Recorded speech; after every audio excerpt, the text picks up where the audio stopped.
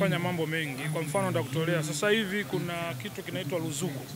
Ruzuku ilianza kwenye mbolea, lakini sasa hivi pia imepelekwa kwenye mbegu za mahindi. Kwa sababu unajua mahindi sisi ni zao tunalolitegemea Tanzania. Kila Mtanzania anakula ugali. Kwa hiyo kwa upande wa mahindi nitaongelea, serikali imeweka ruzuku. Mahindi yangekuwa yanauzwa bei ya juu sana, yangekuwa yanauzwa 18,000 sehemu nyingine mpaka 20,000 yalikuwa yanauzwa. Lakini sasa hivi serikali imeweka standard nchi nzima. Mbegu za ukanda wa chini na ukanda wa kati zinauzwa shilingi 14,000 kwa ruzuku. Serikali inaongeza shilingi 2,000 pale. Unaona? Lakini kwenye mbegu za ukanda wa juu kama tembo inauzwa 14,500. Hiyo mbegu ilikuwa inauzwa mpaka 22,000. Mkulima alikuwa anaipata hivyo. Kwa hiyo umeona juhudi ya serikali imeweka ruzuku kwenye nini? Kwenye mbegu. Lakini hizi mbegu za mahindi za mboga mboga haziwezi kukua peke yake, zinahitaji lishe. Lishe ambayo ni mbolea. Mbolea ilikuwa inauzwa 140,000, serikali imeweka 70,000. Umeshaona? Kwa hiyo mkulima sasa hivi akiwa na namba ya ruzuku anapata kwa shilingi 70,000 mbolea wa mfuko 50,000.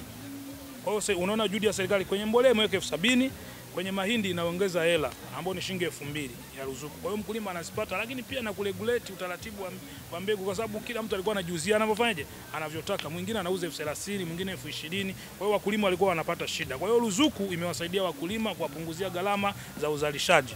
Lakini bado serikali inanunua mazao kama ya mahindi kupitia NFRA, wananunua mbegu za mahindi, wananunua chakula, wananunua mahindi kutoka kwa wakulima. Kwa hiyo serikali inaweka juhudi kubwa, inaongeza bajeti kwenye sekta ya kilimo. Kwa hiyo tunaishukuru, ina juhudi kubwa na inatusogezea wakulima wengi.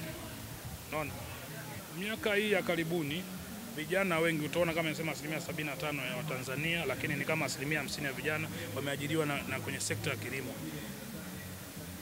Kijana ambaye anasema hamna ajira, tunamkaribisha kwenye kilimo. Ni ajira ambayo iko wazi, haina sijui uende TRA ukakate sijui leseni ya kulima, hapana. Ni kitendo cha kutafuta shamba afu unaanza kulima. Lakini pia serikali imeweka mikopo ya vijana katika halmashauri mbalimbali.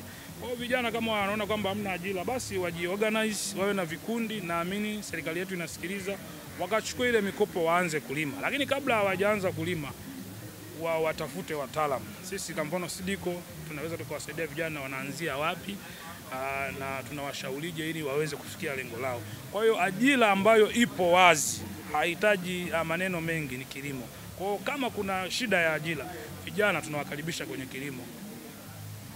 Ukiitaka mali utaipata wapi? Wazee walisema hivyo. Asante sana.